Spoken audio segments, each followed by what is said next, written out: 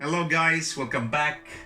Back to revision for year 13's total mix. I think this is lecture number 3, and on lecture number 2 I think we reached up to question 20. So I've got my list. Where's my list gone? Oh, it's on this side.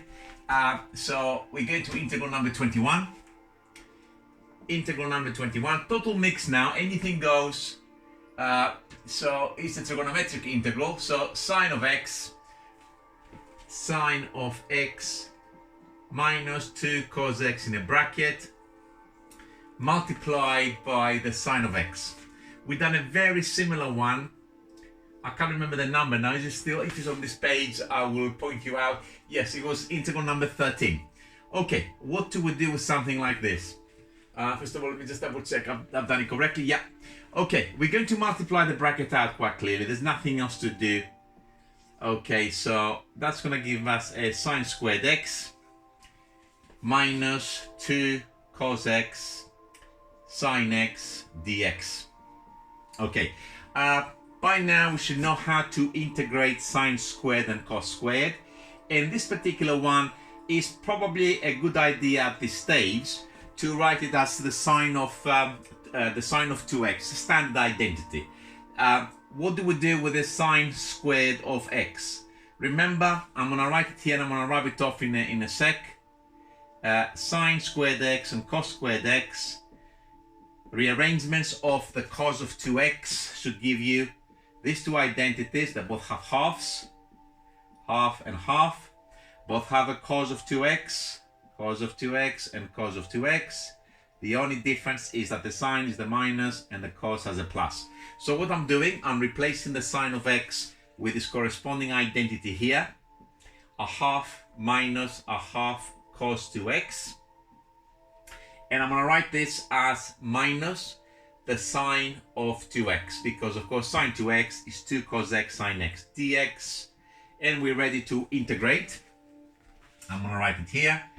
With respect to x, that should give us half x. This comes from a sine of 2x. Sine differentiates to a plus, so the minus must have been there from the beginning. Produce the times 2, so we need quarter. So we're dividing by 2 in order to make it work. Lastly, to get the sine of 2x, we differentiate the cos of 2x.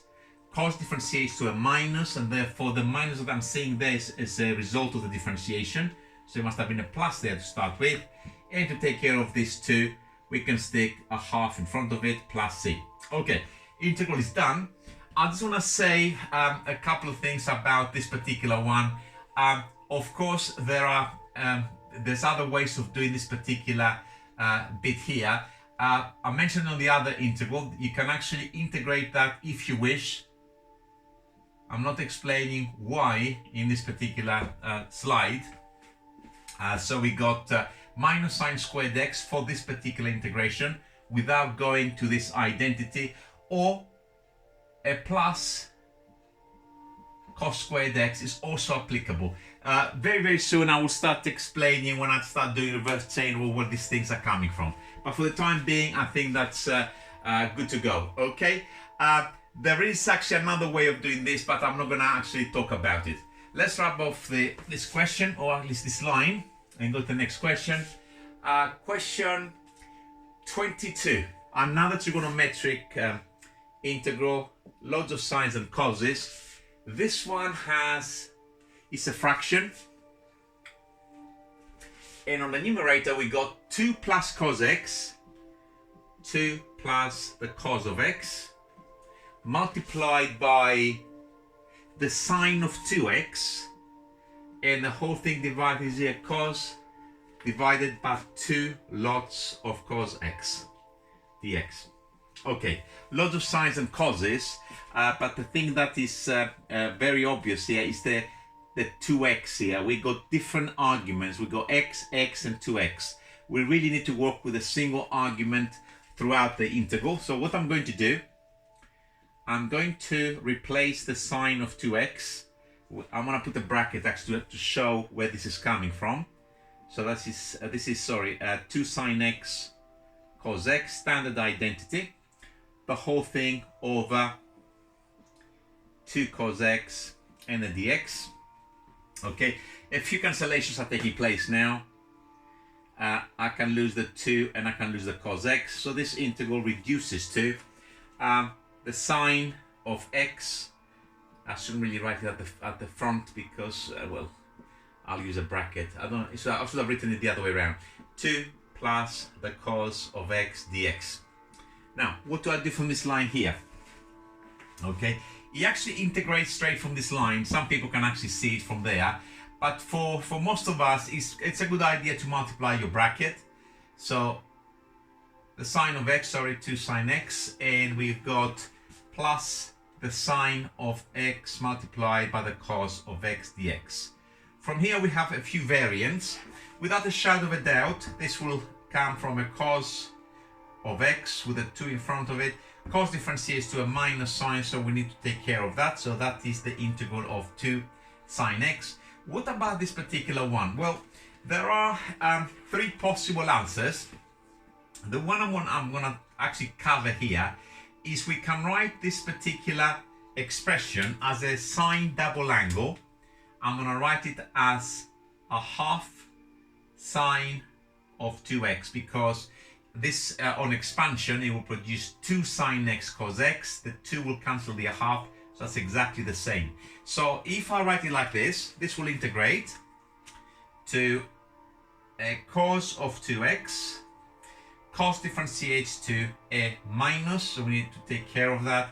It produces a times 2, so we need a quarter in front of it plus c. So that's one version. For those who can actually see reverse chain rule in there, it will also be acceptable to have 2 cos x, and without looking at this, you could have actually had there plus a half sine squared x. That's for people that can actually see this particular version. And finally, there is another version, or you could have had, of course, minus a half cos squared x. It's just really silly to be considering this one. But there's a final version looking at this particular line. I don't know how many of us can actually see it. We can actually, it's another reverse chain rule. So if you think of the bracket 2 plus cos x, and you think, okay, if I differentiate just this item, what does it differentiate to? And the answer differentiates to minus sine x. The minus I can take care of, the sine x is here. Therefore, this could have started at a higher power, okay? It got differentiated, it produced a 2, which came to the front. It also produced a minus sine. The minus is there, the sine is of course what I'm seeing there and motivates me to think that way. And therefore I have to take care of this term minus 2. So if we stick a minus a half in front of it, plus c, that is another possibility. But most of us, I will advise you to just multiply the bracket, perhaps write this as a half sine 2x, and then of course this is the key answer for this particular integral. How many answers I've got up there? It looks like I've got about 4 answers. Did I put 4 answers there? I've got this one, yeah. I've got the sine plus a half sine squared minus a half cos squared, and I also have I have this as number 2 actually. I put this as the primary answer, which is a little bit bizarre because most people will not be able to see that straight away, particularly if we're at this stage of our revision. Okay, let's clear the board because it's very, very messy. Hopefully it won't be another trick to do that take a long time by the looks of things. Okay, nearly took 10 minutes to do those 2 questions and discuss them. Okay, board takes forever to clean as well with these new pens. They're absolutely atrocious. Okay, integral number 23. 23 is very easy. Okay, it's just a rational expression and is 8x minus 3.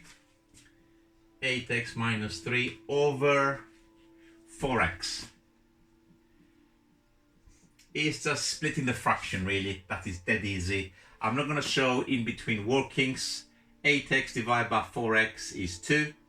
And then it's minus 3 over 4x dx.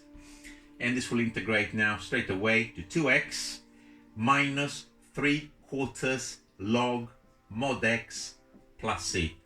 I see this particular expression here as 3/4 times 1 over x. So that's the coefficient 3/4. And this is, of course, the log of x that I've just recorded in there. So that's done. That's number 23. We go to number 24. Similar looking expression, I think. This time I've got 6x squared on the numerator, and on the denominator is x cubed plus 8. Okay. This particular integral can be done in two proper major ways if you want. The sensible way for something like this, I mean, if you think about the denominator, it stops us from splitting, so probably we'll use a substitution. U is equal to x cubed plus 8. This will work, but there's a better way now, and we should start looking for these particular patterns. When we're having a fraction, the first thing really you should check is, does the bottom differentiate to the top? And if it's out by a constant, by a number, it's not a problem, because we can always fix it.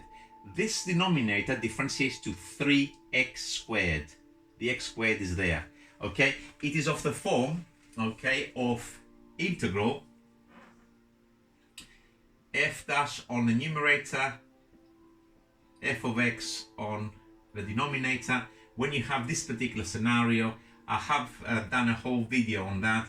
The answer is always the log of your denominator. So how do we proceed with something like this? Very easily. We're going to write the x cubed plus 8. And because we got the x squared, we already done it, we just put the bit that we actually need. If we differentiate that, we have a 3x squared on the top, but we got to balance it. And of course, we'll balance it by sticking a 2 at the front. There's my 6x squared. And let's not forget the dx. And this will integrate to 2 at the front. Now, bottom differentiates to the top. Bottom to the top, then it's the log of your denominator. So 2 lots of the log of the mod of x cubed plus 8 plus c. And that's question 24 done. Okay, taking care of my little sun timer is 10 minutes so far.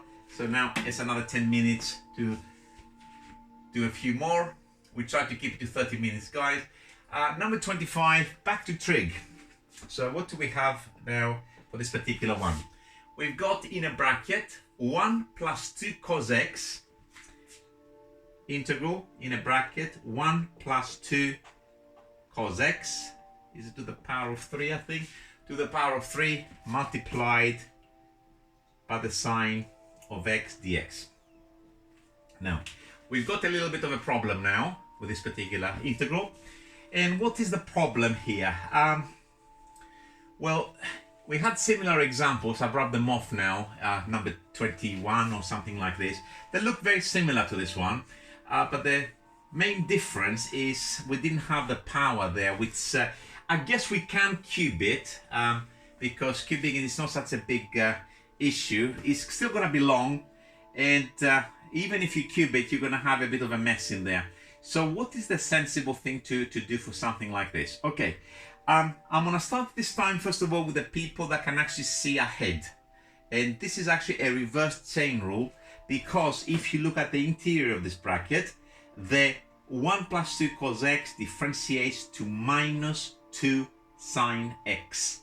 And the sine x is here. So for those who can actually see this,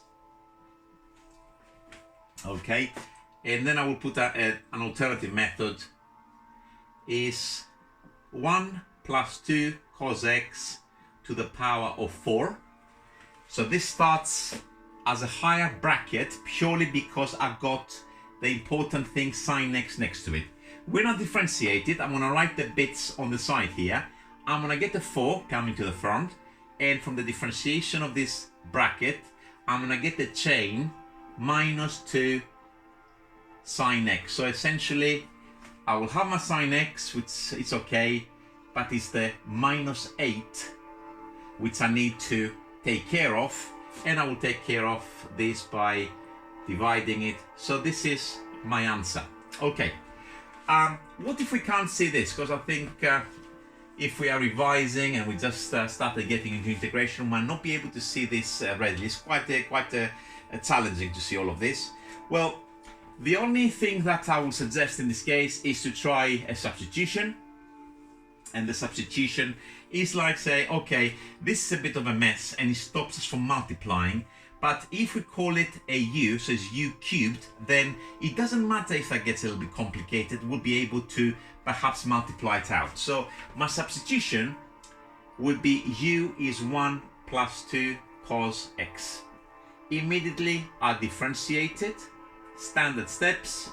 This will give me minus 2 sine x, and I will make dx the subject. Dx, multiplying it across, is going to give me du over minus 2 sine x. Okay, and I'm going to put that now into my integral. So let's start tidying up. This I called it u, so we got u cubed. The sine x, let's leave him there for the time being. And my dx is going to be du over minus 2 sine x. And this is absolutely beautiful because, of course, bye-bye. The signs cancel. So this will simplify to minus a half, that's the minus 2 in the denominator, u cubed du. So this integration with respect to u is very, very simple. Is of course u to the 4, and divide the minus a half by 4, it'll give us minus an eighth plus c. And I don't want to write a low, but if you look at what u stands for, which is this, when we replace it, of course, back into u to the 4, we will get the answer that we recognized a few minutes ago. Okay, so this was basically a substitution, but some of us might, by the time we're exam standards, be able to actually see it by kind of like reverse chain rule. All right, so recognizing basically the differentiation that just took place there. We're on number 25, now we're going into number 26. Number 26 is an involved one. Okay, when we first see this, we might think, oh my god, you know what I'm meant to be doing with this? Cos of the square root of x dx. All right. Occasionally when I set homework from this particular book, by the way, all these questions, you can find them under booklets in my site, standard topics, integration, and I think this is called something like megamix or revision mix. You'll get versions that have full answers and solutions, and you're also going to get versions that have just the question, so you can test yourself and then check your answers afterwards. Okay, when I set this as a homework, a lot of people come with very silly answers for that. I just see answers such as, I don't know, the sine of the square root of x or something silly like that. Okay, I'm sorry, this is not correct. I mean, we got obviously that square root of x, and this square root of x produces other things when it gets differentiated. So you really got to ask about your differentiation. If you cannot see these kind of things, you got to ask, can I see, or am I competent with my differentiation? Because this could not possibly have come from the sine of the square root of x. It's a lot of other things in there. So what do we do with something like that? Well, it's kind of obvious. This is a pain. I would like to get rid of it. The only way we can get rid of this square root of x is to actually use the substitution. So my first thing that I'm going to do there is to use the substitution. U is the square root of x. Okay, with square root substitutions, I advise people to actually square it before you differentiate it. So what I'm going to do, I'm going to say u squared is equal to x, purely because it's easier. And then, well, we can write it like that, it's the same thing. And then rather than doing du by dx, which you can of course, I can do for this particular one dx by du. So that gives me 2u. And make dx the subject, all good, 2u du.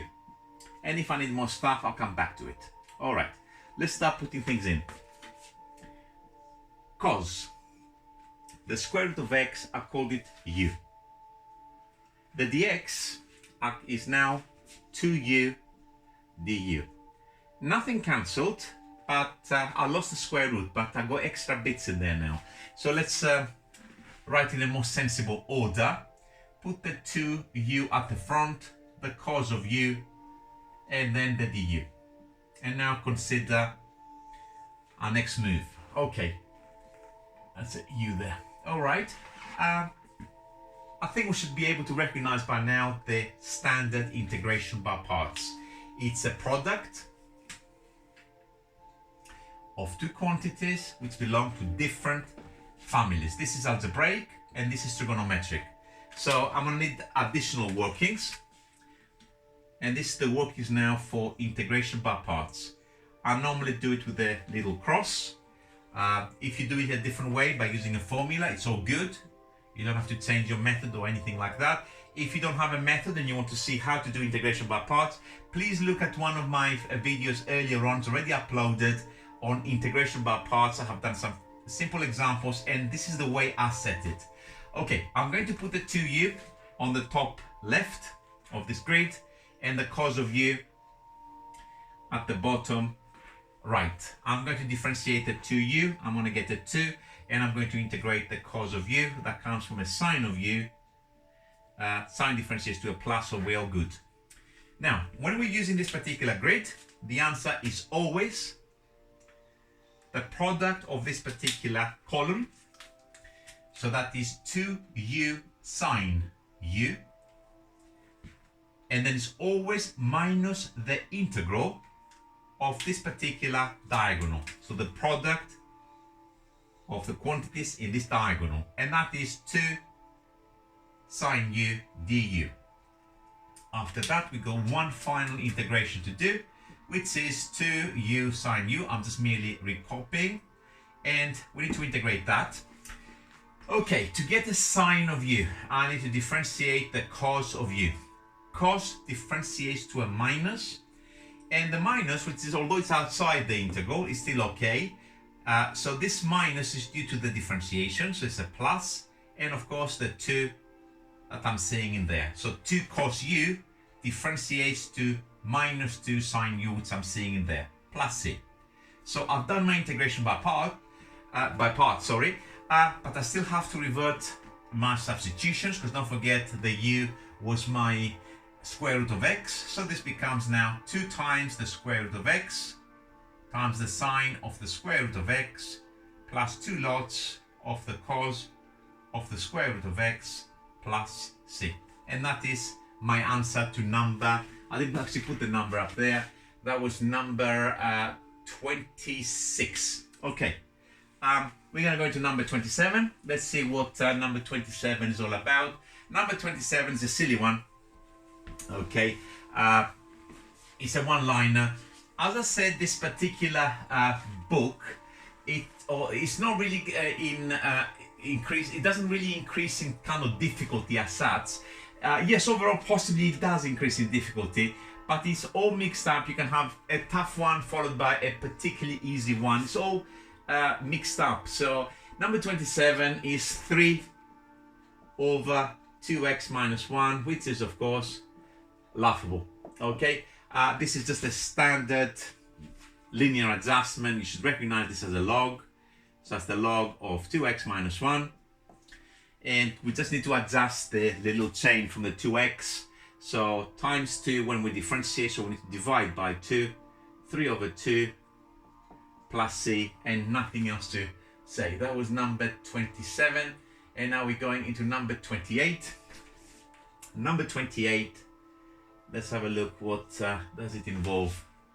Number 28 is 10. It's another fraction over 2x plus 1 to the power of 6.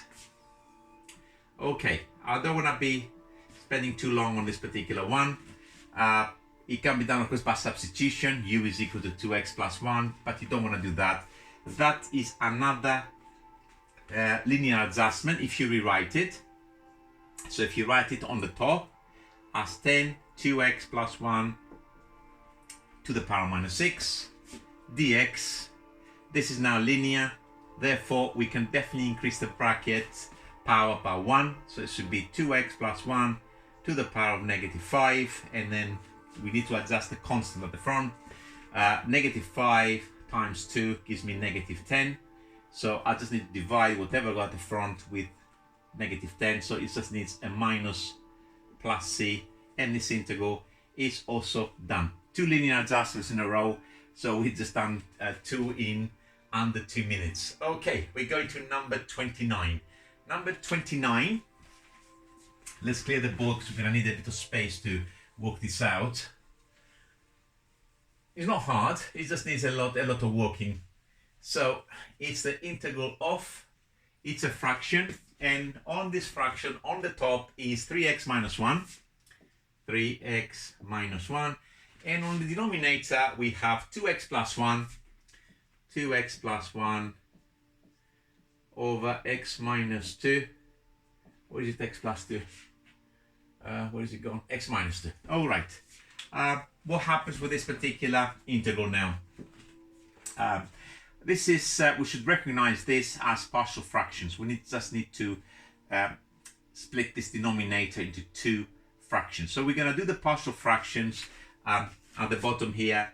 I don't know if I mentioned in one of my previous lectures, lecture 1 or lecture 2, although you can do this kind of things by cover up, for those who heard of it, it's probably better for your straight maths to be showing full workings for this, because usually if you have partial fractions involved in the question, there will be some marks for doing your partial fractions. So there's no marks for bravery, so just do it the long way. It's a little bit safer as well. So we will split the integrand into things which look like that, and then we're gonna equate tops. So 3x minus 1 identical to a x minus 2 plus b 2x plus 1,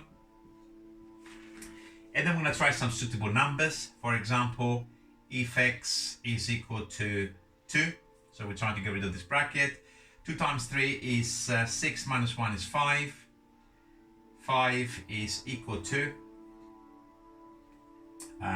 this is gone, 5b, very easy, so b must be 1.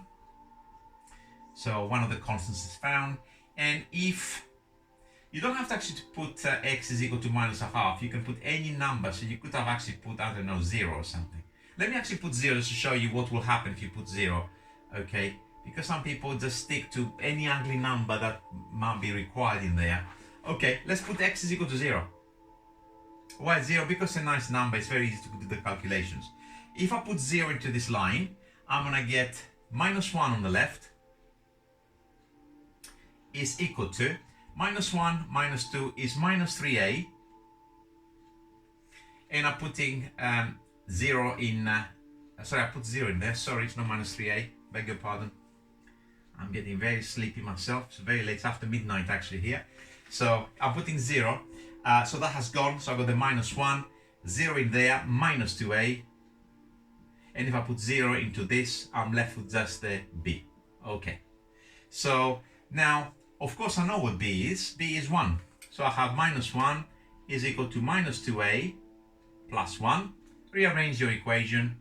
2a on the left is equal to 2 on the right, and a is also equal to 1. So they're both 1s for this particular example. So returning to our integral up here, we can now split it as to 1 over 2x plus 1 plus 1 over x minus 2 dx. And these are very easy to integrate. They're just logs. One of them, of course, has a little change, so let's not get caught on the 2x plus 1 in there. So this will integrate to the log mod of 2x plus 1 with a half in front of it because of the 2x, while the other one will be the log of x minus 2 modded plus c. So that was integral. I keep forgetting to put the numbers at the front, and I've lost my numbers now. That was number 29. So that's good. Okay. And probably I will finish with number 30 tonight. Just try to keep it to nice numbers. So we've got the integral of 2 plus the sine of x. I'm going to get out of the way in a second. All squared dx. Okay, trigonometric integral. what's going through our head in this one. We've done loads of these in the last 2 lectures. Of course, I keep repeating myself, please do not think this is increase the power by 1. Very, very silly. It will not work. It would have worked, by the way, because I did mention a couple of reverse chain rules. If we had in here, I just want to show you, a cos x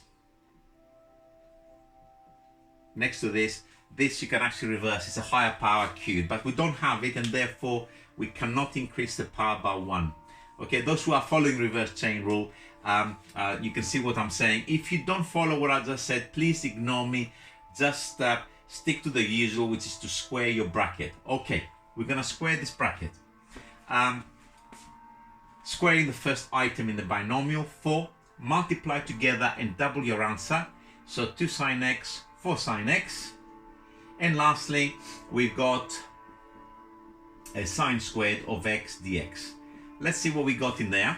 Now, integrates sine squared. Sine squared is, I'm gonna write again the identities. Cos squared x and sine squared x, they're very special. When it comes to integrating, you need to know how to integrate those. We use the cos double angle rearrangements. It's worth learning those. They're not that difficult to learn. They both have halves. Okay, they both have a cos 2x, and a cos 2x. The only difference is you need to know which one has a plus and which one has the minus there. The sine is the minus and the cos is the plus. So if I return now to my integral, what I've got in here, I'm going to rewrite the rest. Oops, I forgot the 4. Sine of x. And the sine squared is plus a half minus a half cos of 2x dx. I'm going to integrate that. Now, I hope you allow me to just save myself a line. 4.5 or 9/2. These are the 2 constants there. They're going to integrate with respect to x to 9/2 x. The sine of x next comes from the differentiation of cos of x. Cos differentiates to a minus.